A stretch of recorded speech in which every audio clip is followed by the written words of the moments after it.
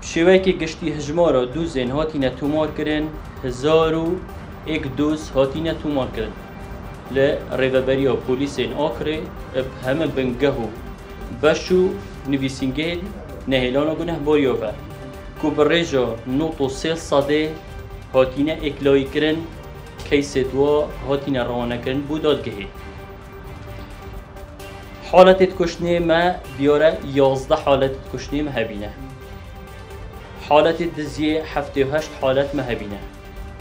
سختکاری آنکو تزویر 9 حالت ما هبینه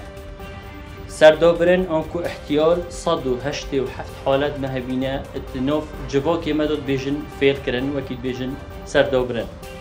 دست پیسی آنکو خیان الامانه 100 دست پیسی 30 حالت ما هبینه دوزین شرکرنه بشیوه که گشتی 109 حالت ما هبینه دوزین زیدگاوی و 18 دوز ما هبینه کو کشت وان هاتینه اکلای کرن و هاتینه روانه کرن بودادگاه اوید کو زیدگاوی کرد سر ملک شاروانی و ملک وزارت دارایی و ملک اوقاف و ملک کسی خرابکارینان آمیر پیوندی دیارم ما 30 کیس هبینه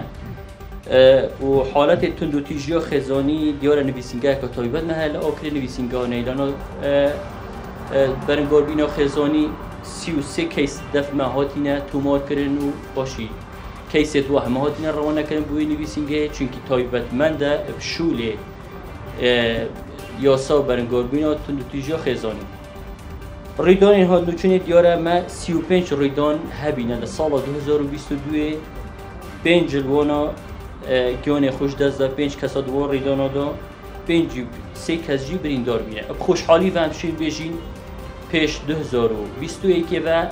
ریدانت هات نوچونی کم بینه سبارت چکی 23 حالت مهبینه و چکی وان هاتیا دست سر کرن و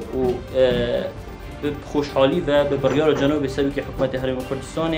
رئیسدار مسرور بارزانی سباره چکین بیمولد وکو چکی آگریان کو دمانجا کلاشینکوف وزارت آنافخو در فد تومار کرنی دا خلکی مهمیه